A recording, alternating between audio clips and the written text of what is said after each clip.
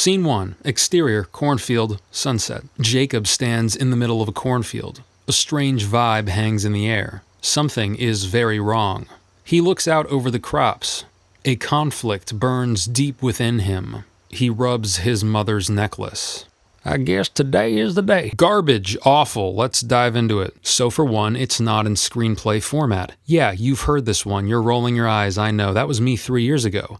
As long as I use Google Docs and center the dialogue, I'll be fine, right? No. The dialogue in a screenplay isn't just centered, it starts at a specific indent. See the difference? Get Scenarist. It's free, it's easy. This is not a sponsorship, but if you happen to work for Scenarist, I'll service you. You can pay me and I'll do what I'm doing now, but longer, savvy? This is non-negotiable. You look like a dweeb, but some formatting things aren't solved by the software. The first time you introduce a character, capitalize their name. I usually tack a little 35M or 62F on there. It's more efficient than writing, a man in his mid-30s. Efficiency is everything. If you take one and only one thing away from this video, let it be this.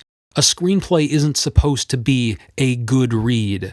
It isn't supposed to be a work of art in and of itself. It's supposed to be a template for something that will happen on a screen. What in the balls? Every time you write a line like, it just looks wrong, or the vibe is off, or a strange feeling washes over her, just imagine an actor, a director, a composer, and a production designer standing over your script, taking turns curb stomping it and laughing hysterically at your absurd flowery prose. If it isn't obvious how a thing will manifest in the final product, you need to change it, and I mean obvious. Ooh, it was so complex. I had to read it 45 times to fully understand it. Might apply to a book, but that is the worst thing you can hear as a screenwriter. Studio executives don't have time to decode your shit. You need to spoon feed them. That is the reality of it. Instead of, a strange vibe hangs in the air, say something like, there is haze in the air, or we hear a creepy high-pitched synth.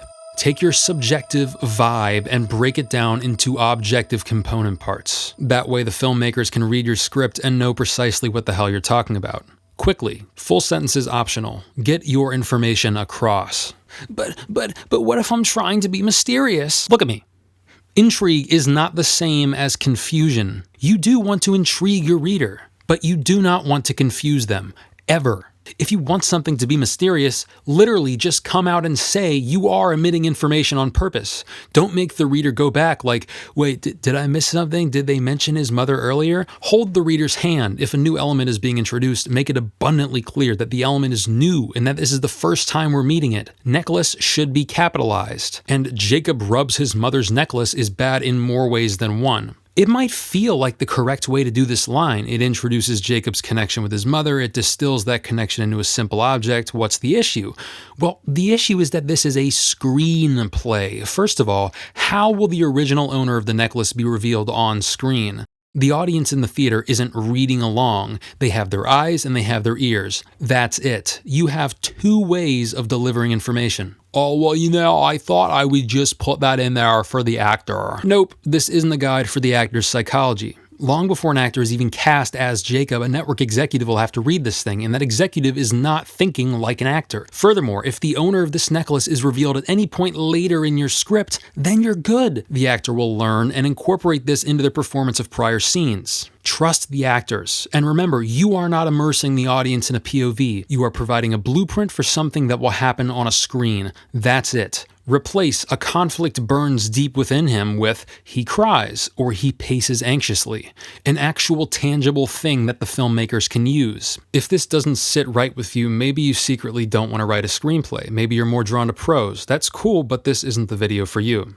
A slug line is what you call this thing with interior versus exterior, location, and day versus night. There are two types of writers who put shit like sunset at the end of theirs. One, writers with $80 million budgets who know they can spare the resources to spend 2 extra days at a location shooting a 4-page dialogue scene during a 15-minute window of sky conditions. And 2, writers who have never set foot on a film set. If you're the first one, go off. If you're the second one, you get 2 options, day and night. I directed a scene at sunrise one time.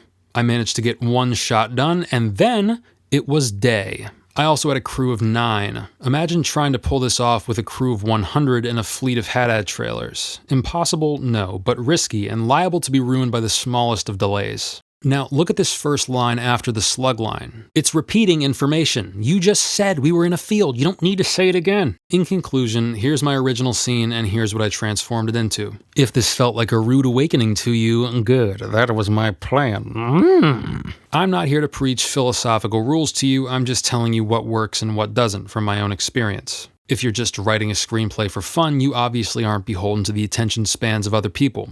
I did jump right into the screenplay stuff, but this video is predicated on the idea that you've already blocked out your story beat for beat, decided to write it for the screen, and are moving into the execution phase. For more general storytelling tips, check out these 2 videos. I'll put them at the end. They go into depth about character creation, conflict, backstory, and dialogue.